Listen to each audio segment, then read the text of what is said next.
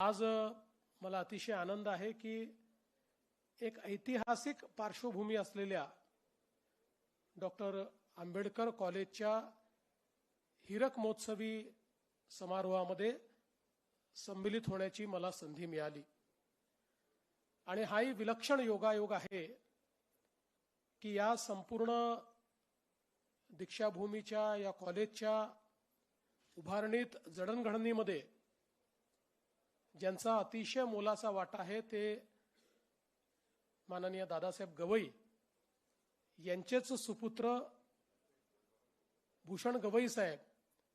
हे देशाचे सरन्यायाधीश म्हणून आज या ठिकाणी उपस्थित आहेत। ही खरोखर मला असं वाटतं की एक विलक्षण अशा प्रकारचा योगायोग आहे। तसं तर गेले अनेक वर्ष विविध कॅपॅसिटीमध्ये भूषण गवई साहेबांनी देखील इथली सेवा केलेली आहे आणि एक प्रकारे आपण असं म्हणतो ही बिलॉंग्स टू धिस प्लेस, तशा प्रकारे त्यांचा इतके वर्ष इथे वावर राहिलेला आहे। पण आज ते एका वेगळ्या कॅपॅसिटीमध्ये